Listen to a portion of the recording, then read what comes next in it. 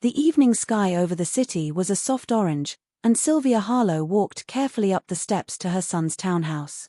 Her knees ached a little, but her heart felt light. Adrian had called with a bright voice. "Mom, I have great news." He almost never sounded this excited. Sylvia smiled to herself and adjusted the small box of lemon cookies she had baked. She knew he loved them when he was little. Maybe he had a promotion. Maybe he and his fiancée, Selena, had found a simple place for a small wedding. Maybe, finally, there would be peace. Adrian opened the door before she could knock. He hugged her quickly, like a man in a hurry, and guided her inside. The living room smelled like expensive candles and new furniture. Selena stood near the kitchen island, in a pale dress and high heels, holding 2 champagne flutes that were still empty. Her smile was wide but stiff, the way people smile for a photograph they do not want to take. "Mom," Adrian said, almost breathless, "today is the day. We're locking everything in. We're doing the wedding right. No half measures." He reached under a stack of magazines and pulled out a thick folder with gold letters on the front. "Crystal Arc Events," it read. The paper was heavy. The folder looked rich just by being what it was. Sylvia placed the cookies on the table and wiped her hands on her skirt. She felt a little shy, like she was being tested. "That's nice, dear," she said softly. "What did you want to show me?" Adrian opened the folder. Inside were glossy pages, photos of long tables full of white flowers, sparkling lights, and a stage with a monogram in gold. There were menus, timelines, and a sheet with numbers that hurt the eyes. Selena leaned in and traced one page with a red nail, as if she was already tasting the moment. "It's the dream," she said. "A once-in-a-lifetime day." Adrian turned to the last page. He slid a pen toward Sylvia. "This is the contract," he said. "We already spoke with them. This holds the date, the venue, the decor, everything. They're giving us a special package, but we have to lock it today." He swallowed and kept his voice casual, as if the words were not heavy. "We need you to sign as the family sponsor. The total is $300,000. It covers all the essentials." For a second, Sylvia thought she had misheard. The number felt like a stone dropped in water. 300. "What?" she asked, trying to keep her voice gentle. She looked at the page again. The number did not change. Her chest grew tight. Adrian spoke quickly. "Mom, it sounds like a lot, but this is standard for a proper wedding now. Everyone will be there. My partners, her family, people who matter. You know how important this is." Sylvia tried to smile, but it came out thin. "I am happy for you, Adrian. Truly. But I cannot pay 300,000. I am retired. You know what I have. Your father and I saved what we could. I can help with something small, but not this." Selena's smile broke. She looked at Adrian in a sharp way, as if he had promised her a sure thing. "We told them we'd confirm today," she said. "They've already reserved the floral team. If we delay, we lose the deal." Adrian's jaw tightened. He slid the pen closer to his mother. "Mom, they need a signature to hold the date. We'll figure out the money. You can sell the cottage. Or take a loan. It's an investment in our future." Sylvia's hands began to shake. She did not want to cry, not here, not in front of them. "That cottage is the last thing your father left us," she said quietly. "It is not a bag of coins to break open. And a loan this big would crush me. Adrian, I love you. I cannot do this." The room changed temperature. The soft orange light outside faded to gray. Adrian's face turned red. "You always do this," he said, his voice rising. "You always think small. You never believe in me." "That's not fair," Sylvia whispered. "I believed in you when the bills were late and your shoes were too small. I believed in you when I took extra shifts so you could go on the school trip. I believe in you now. But believing is not the same as paying for a palace." Selena stepped forward, her heels clicking against the floor. "You don't understand how this works," she said, her tone cool and clean. "People expect a certain level. If you can't keep up, it reflects on all of us. On Adrian's career." Sylvia turned to Adrian. "Is this what you want love to look like?" A bill that hurts everyone who touches it. Adrian grabbed the folder, flipped the pages as if the numbers might change if he moved fast enough, then slammed it shut. He looked around the living room, his eyes landing on a wall of framed photos, a hospital picture of a tiny baby wrapped in blue, a small boy holding a paper crown, a teenager in a cap and gown, Sylvia and Adrian standing under a cheap umbrella, laughing in the rain. Adrian's hand shook. He pulled one frame off the wall. Adrian, Sylvia said, caution in her voice, please. The first frame hit the floor. The glass cracked like a small scream. Then another. And another. Shattered faces. Broken years. Selena stared, surprised but silent, as if the sound of breaking glass fed something inside her. Sylvia stepped back, her breath short. You are dead to me, Adrian said. The sentence hung in the air like smoke from a house fire. If you won't stand up for me when it matters, then don't come to the wedding. Don't call. Don't pretend you care. Sylvia felt the room tilt. She put a hand on the table to steady herself. She thought of the cookies in their neat little box, now out of place in this cold house. She thought of the nights she had counted coins, of the stories she had read to a small boy with tired eyes, of the promise she made to raise him with kindness. She lifted her bag and nodded once, because words would break her. She walked to the door. No one stopped her. Outside, the air was cooler. The streetlights were waking up, one by one, like careful stars. Sylvia walked slowly to the bus stop. She sat on the plastic bench, folded her hands in her lap, and let the silence clock her breath. The bus came with a sigh and carried her home. In the small apartment, the familiar chair waited, the small lamp, the quiet plant on the windowsill. She took off her shoes and placed them neatly side by side. She made tea she did not drink. On the table, where she paid her bills and wrote grocery lists, she set down the lemon cookies and one cracked photo she had rescued years ago when the old frame broke, Adrian at age 5, missing 2 front teeth, holding a paper crown. She pressed her palm on the photo, as if it could warm. Her eyes stung, but the tears did not fall. Not yet. The clock on the wall ticked. The room hummed with the low sound of the fridge. Sylvia tried to pray, but the words felt heavy and slow. She whispered anyway, small words about wisdom and mercy and the strength to do right. Then her phone lit up on the table. An unknown number. The screen glowed in the dim room. She stared at it, afraid it was Adrian calling to say one more cruel thing. The phone buzzed again. She picked it up, thumb shaking, and answered. Mrs. Harlow, a calm voice said. This is Detective Callahan with the City Police Department. I'm calling about Crystal Ark events. We need to ask you a few questions. Sylvia closed her eyes. The name of the wedding company sat like ice against her skin. She drew a careful breath. Yes, she said, barely louder than a whisper. I'm here. Sylvia held the phone close to her ear. The room was quiet except for the steady hum of the refrigerator and the tiny tick of the wall clock. Detective Callahan's voice was calm and even, like a teacher reading instructions before a test. Mrs. Harlow, he said, have you heard of Crystal Ark events before today? Yes, Sylvia answered. My son showed me their papers tonight. He asked me to sign. The number was very high. What number? He asked. 300,000, she said softly. Saying it out loud made it feel even bigger, like a mountain inside her small kitchen. There was a short pause. Thank you, he said. Did you sign anything? Did you wire any money? Did you give anyone your banking information?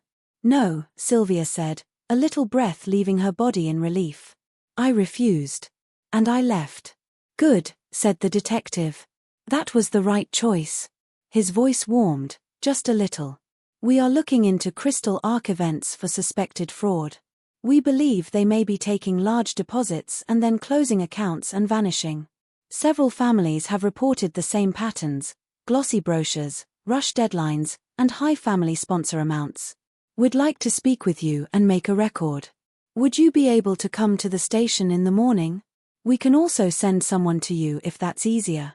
Sylvia looked at the small photo of 5-year-old Adrian on the table. She did not want strangers in her home. She wanted to stand on her own feet. I can come, she said. Morning is fine. 10 o'clock, he asked. Yes, she said. Please bring any documents you saw. Even photos from your phone help. And Mrs. Harlow, he added gently, I'm sorry about your evening. Thank you, she said. When the call ended, the apartment felt a little less heavy. Not safe, not happy, but steadier. She washed the cup she had not used and set out a folder for the morning. She wrote a short list: bus fare, water bottle, reading glasses, notebook. Then she turned off the light and slept in small, broken pieces. At dawn, the city stretched and yawned. Sylvia put on a simple navy dress and a cardigan with one careful patch on the elbow. She slid the photo of young Adrian into her wallet, not to show, just to hold. She placed the lemon cookies in a tin and left them on the counter for later, a little promise that sweetness still existed. The police station was a brick building with clean windows and a line of small trees outside. Inside, the air smelled like paper, coffee, and hand sanitizer. A clerk at the front desk asked her name and led her to a quiet room with a square table and 2 chairs. Sylvia sat and folded her hands. Detective Callahan entered with a notebook and a courteous nod. He was in his mid-40s, with steady eyes and a plain tie.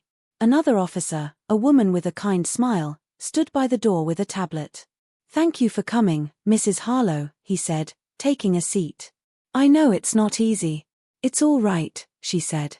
I want to help if I can. He clicked a pen.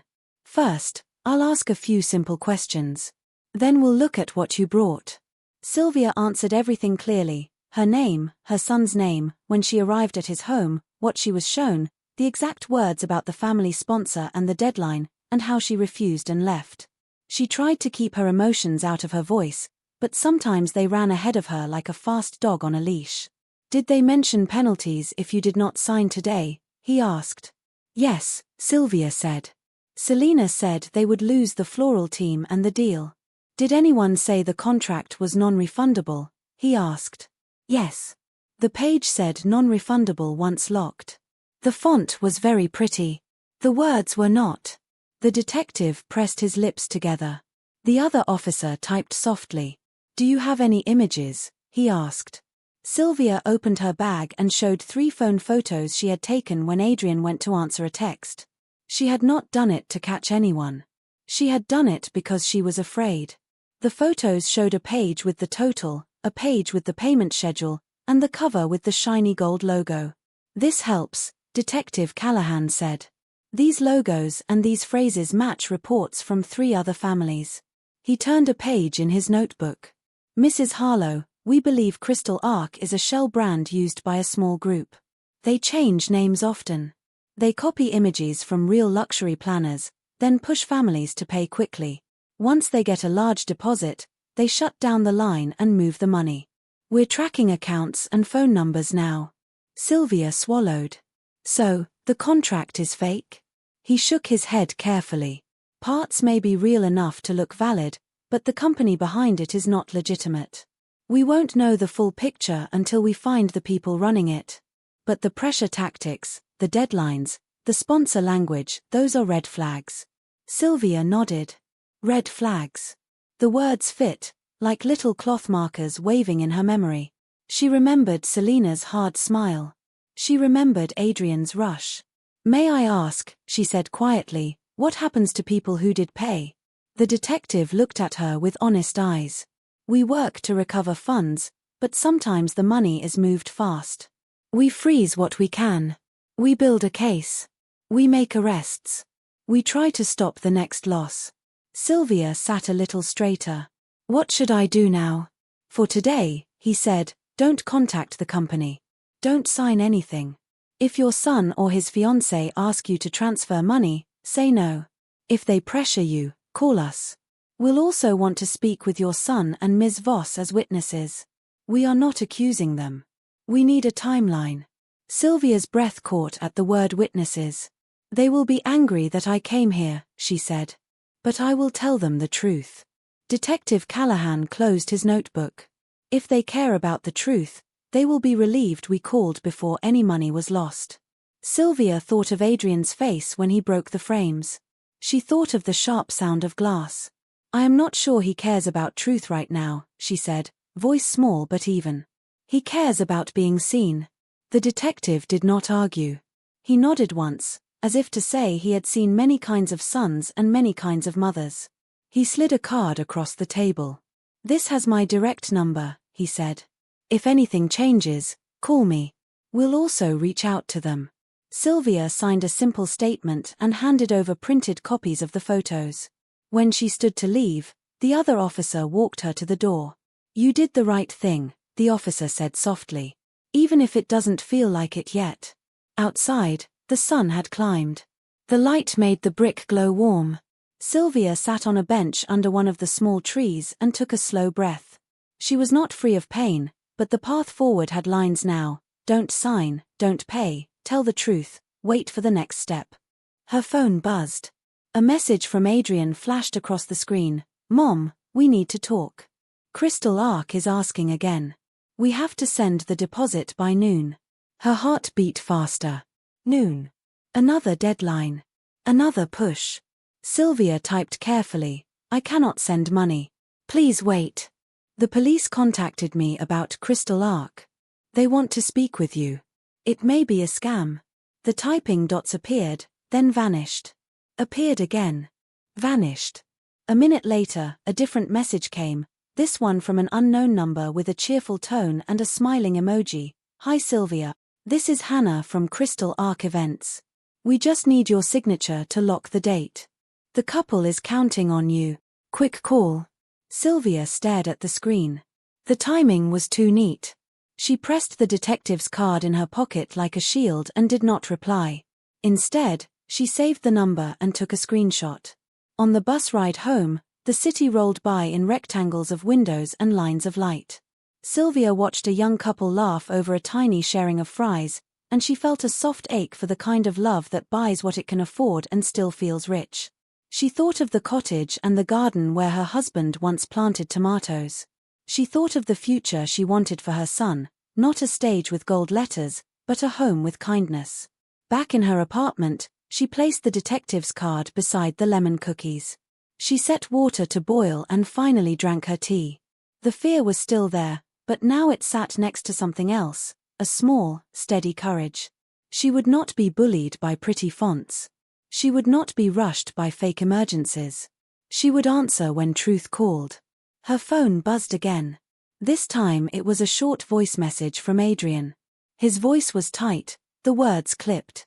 "Mom, what do you mean the police called you? Don't mess this up for us. Selena is furious. If you're doing this to control me, I swear." The message cut off mid-breath. Sylvia placed the phone face down and exhaled.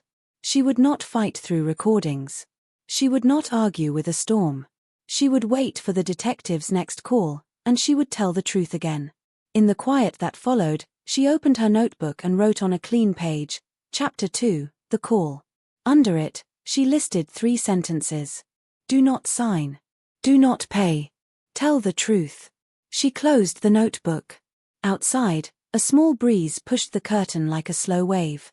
Sylvia stood, pressed her palm to the old photo in her wallet, and spoke into the empty room, steady and clear. "I am still your mother, Adrian. And I am still myself." The next morning, Sylvia woke before her alarm. She made the bed with slow, careful hands and opened the window a little to let in the cool air. The detective had said they would reach out to Adrian and Selena. Part of her wanted them to call with apologies and sense. Another part knew anger travels faster than truth. At 9:15, Detective Callahan called. "Mrs. Harlow, we've contacted your son and Ms. Voss. I'd like to meet all of you today at the station, if possible. It's better we hear the same facts in the same room." Sylvia's throat tightened. "I'll come," she said. 2:00, he replied. "Bring the photos again. We'll document them with everyone present." Sylvia dressed in the same navy dress and cardigan. She slipped the small photo of 5-year-old Adrian into her wallet again. On her way out, she glanced at the tin of lemon cookies and almost smiled. After, she told herself, when the air is clear, there will be sweetness again. At the station, the same clerk led her to a larger conference room. A long table, a pitcher of water, and a box of tissues sat in the center. Detective Callahan stood by a screen on the wall. The kind officer from yesterday, whose badge said Morales, set a small recorder on the table. Adrian and Selena arrived a few minutes later. Adrian's suit was sharp, his tie too tight. Selena wore a pale blazer and a careful face. Her eyes slid over Sylvia and stopped, cold and flat, as if viewing a stranger in her way. "Thank you for coming," Detective Callahan said evenly. "We'll keep this professional. I'll ask questions. Please answer clearly. We're making a record." They all Saturday. The recorder clicked on. Callahan started with simple facts: names, addresses, dates. He asked Adrian to describe how he and Selena found Crystal Arc events. "A friend recommended them," Adrian said quickly. "They're exclusive. They don't advertise like normal vendors. They sent us a private brochure." "Friend's name?" Callahan asked. Adrian hesitated. "I can't remember if I'm allowed to disclose that." "You are," Callahan said. "Name, please." Adrian swallowed. "It was sent through Selena." Selena crossed her legs and smiled with no warmth. "A stylist I know mentioned them," she said. "High-level clientele. They do amazing work." "How did you contact them?" Officer Morales asked. "Text," Selena said, and read out a number from her phone. Callahan wrote it down. "We have this number already," he said. "Mrs. Harlow received a message from it yesterday after she left your home." Selena's head turned, sharp. "You gave my number to your mother?" she asked Adrian. "I didn't," Adrian said. "Crystal Arc must have reached out on their own." Sylvia kept her hands folded in her lap. "They wrote to me when Adrian said there was a noon deadline," she said softly. "They asked for my signature." Callahan nodded and tapped the screen to show a slide. It displayed a map with a red pin. "The address listed on the Crystal Arc contract belongs to a small storage lot," he said. "No registered event planner operates there. The business license number on the brochure belongs to a bakery across town." "We checked." Adrian shifted in his chair. Selena's mouth pressed into a thin line. Callahan switched slides. "This is the payment page you photographed, Mrs. Harlow." He pointed to the bank name and the account title, Arclight Rentals LLC. "Not Crystal Arc Events," he said. "Different name, different industry. This pattern matches 3 other reports we received this month." Sylvia felt her pulse in her fingertips. She looked at Adrian, hoping to find boyish confusion, even embarrassment. Instead, his jaw set harder, as if facts were something he could push away by clenching. Officer Morales spoke gently. "Did either of you send any funds?" "No," Adrian said too fast. Selena's gaze flicked to the table for half a second. "We were waiting on the family sponsor," she said. "That was the plan." Callahan noted their answers. "All right," he said. "Thank you. Now, about the pressure tactics, short deadlines, exclusive access, threats of losing vendors, these are red flags we see frequently. We're not accusing either of you of wrongdoing. We are asking you not to send money and to cooperate if the company contacts you again." Adrian leaned forward. "Detective, with respect, we already planned everything. People will expect a certain level. If we delay now, we'll look cheap. My colleagues." Callahan didn't raise his voice. "Mr. Harlow, you were almost pulled into a scam. Looking careful is not cheap. It's wise." Sylvia breathed out slowly. She wished the sentence could sink into her son like rain into dry soil. Morales turned to Selena. "Ms. Voss, about the stylist who referred you, can you share a name and number?" Selena smiled in a way that showed teeth but not kindness. "I don't have it with me." "We can wait," Morales said. "Take a moment to check your messages." Selena lifted her phone and scrolled. Her thumb moved fast, then slower. For a breath, her expression slipped, worry flashed and disappeared. "It's a private contact," she said. "She doesn't like her details shared." Callahan clicked his pen once, then again, and let the silence sit. "Understood," he said at last. "We'll subpoena if needed." A beat passed. The fluorescent lights hummed. Somewhere down the hall, a printer whirred. Then Sylvia's phone buzzed in her bag. She glanced at Callahan. He nodded for her to check it. A new text, from the same unknown number as before. Hi Sylvia. Gentle reminder, we need your signature today to secure the floral atelier and live orchestra. A quick call makes this easy. Hannah, Crystal Arc Bouquet. Sylvia turned the screen so the table could see it. Callahan took a photo with the evidence tablet. We'll make a controlled call from the station, he said, and see who picks up. He dialed the number from a recorded line on the desk phone, pressed speaker, and waited. It rang twice. A voicemail picked up. A bright voice said, "You've reached Hannah. Leave a message and we'll lock your date." Callahan ended the call and typed the number into a database on his laptop. He frowned slightly. Morales leaned over to look. The room felt like held breath. "What is it?" Adrian asked, irritation dragging on the words. Callahan lifted his gaze. His tone stayed calm, but it had a new weight. The number that texted Mrs. Harlow routes through an app account registered to a Hannah Voss. Same last name as you, Ms. Voss. The room went still. The name hung there like a bell that had been struck. Selena's face didn't move for a heartbeat. Then she laughed, short and airy. "Voss is not a rare name," she said. "Lots of Vosses. It's probably nothing." Callahan didn't argue. He turned the screen so only she could see. "The app registration shows an email alias tied to your personal domain," he said quietly. "We'll verify. For now, I'm asking you both to stop all contact with Crystal Arc and provide any referral details you have." Adrian stared at Selena. What is he talking about? Selena's cheeks lifted in a practiced smile that didn't reach her eyes. He's making it sound worse than it is. Sylvia felt a coldness move across her skin. She looked at her son, then at the detective, then back at the woman who wanted a $300,000 promise wrapped in gold ribbon.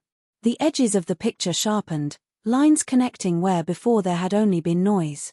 Callahan closed his notebook. "We'll continue this shortly," he said. "Officer Morales will copy your phone's relevant messages with your consent. If you refuse, we'll proceed through other channels. Please take 10 minutes. Think carefully. When we come back, I'll ask again about the referral and the Hannah who contacted Mrs. Harlow." He stood and opened the door. The air in the hallway felt cooler. As he stepped out, Sylvia looked at Adrian. He looked back at her for the first time that day, really looked, like a man who hears thunder and finally believes a storm is real. "Selena," he said, voice low, "who is Hannah?" The 10-minute break felt longer than an hour. Sylvia stood by the window and watched a bird hop along the ledge. She pressed her fingers together to stop their shaking. In the glass, she could see Adrian behind her, talking in a low, urgent voice. Selena stared at her phone like it might give her a way out. Detective Callahan and Officer Morales returned. Their faces were calm, but the room felt different, like a stage just before the curtain rises. "They Saturday." Callahan folded his hands. "Thank you for waiting," he said. "We checked the number that texted Mrs. Harlow. It connects to an app account under Hannah Voss." "Ms. Voss, do you know a Hannah Voss?" Selena lifted her chin. "She's my cousin," she said, as if saying cousin could wash the word clean. "She helps with events sometimes." "Does she work for Crystal Arc Events?" Morales asked. Selena's eyes flicked to Adrian, then back to the table. "She consults." Callahan kept his voice even. "We also found a payment link you sent to Mr. Harlow last week, labeled Deposit, Crystal Arc. The account holder is H. Voss Holdings. That is not Crystal Arc. It is a personal shell company. Ms. Voss, I need you to be very clear with us." A silence sat down in the room. Selena's smile finally slipped. "Fine," she said, the word landing hard. "Hannah and I set up the account. It was temporary. We were going to forward the funds to the vendor. It's normal." "It is not normal," Morales said gently. "It is illegal to collect funds for a fake company." "It isn't fake," Selena snapped. "It's a brand we were building. We had plans to hire real teams. We needed seed money. The family sponsor would have covered it until revenue came in." Adrian's face went pale. "You told me they were a luxury planner." "They would have been," Selena said quickly. "We had contacts, Mock-ups, everything. Adrian, stop looking at me like that. Your mother was supposed to sign. No one would have lost anything. Sylvia felt the room tilt again, but this time she held steady. The truth was not a storm now. It was a clear, hard line. Callahan spoke in a quiet voice that carried weight. Ms. Voss, you and your cousin created a brand with no legal planners, used a stolen license number, and pushed families to wire large sums to a shell account. That is fraud. Whether you intended to fulfill services later does not change the crime. Selena's shoulders squared, but her eyes darted, fast and scared. Are we under arrest? Not at this moment, Callahan said. We're taking statements. Depending on cooperation and evidence, charges may follow. I advise you both to be honest.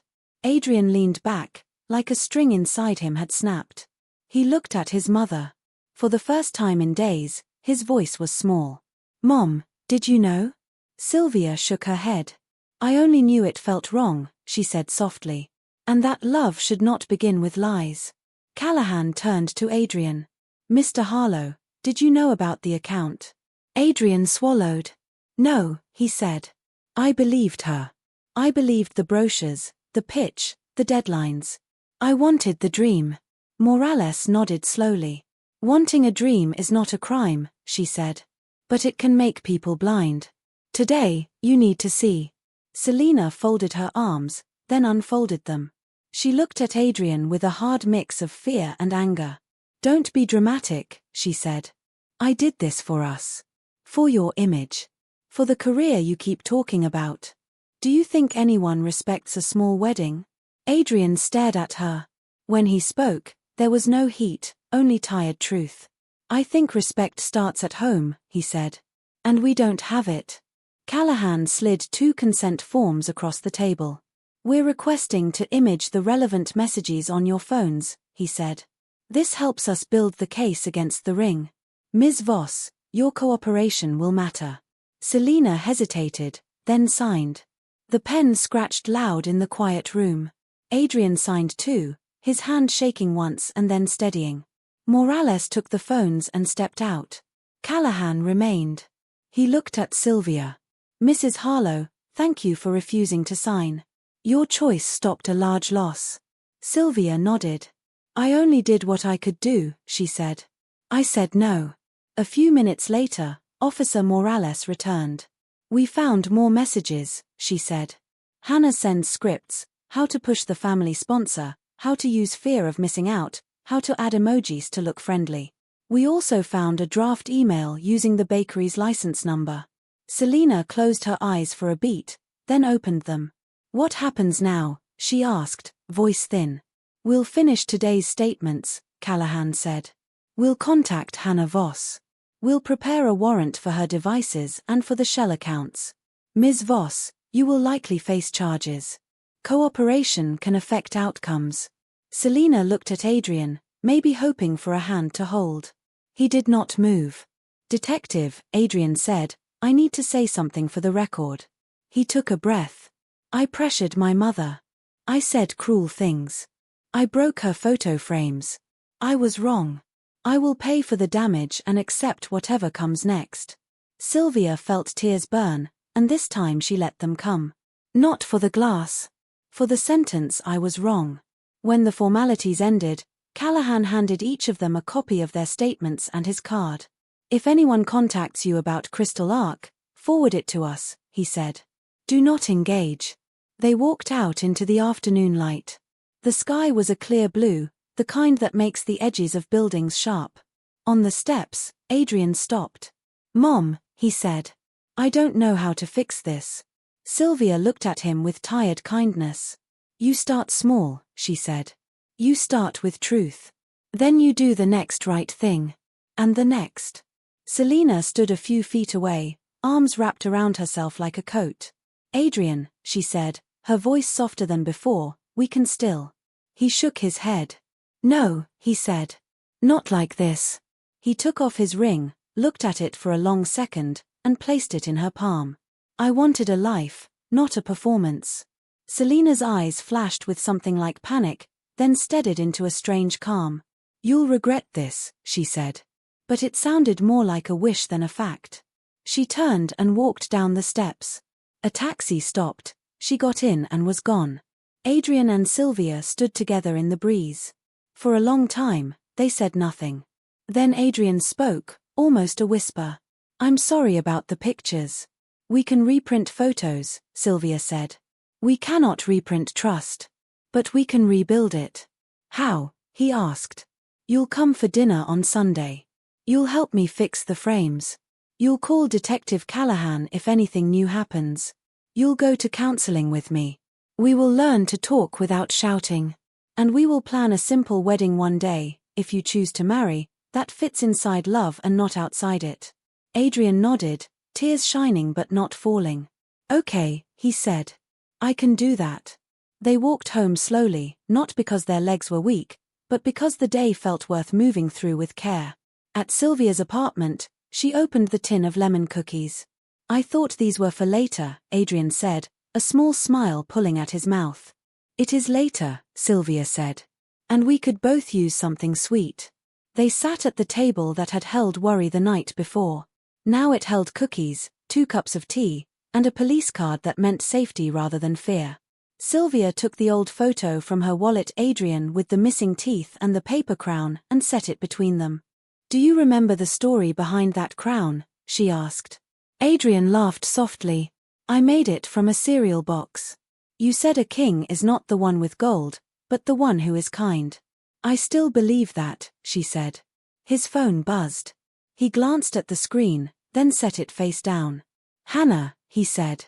"I'll forward it to the detective." "Good," Sylvia said. Evening settled in, gentle and clear. The world outside moved as always, cars, voices, footsteps, but inside, something had shifted back into place. Not perfectly. Not quickly. But honestly. Later, after Adrian left, Sylvia washed the cups and wiped the table.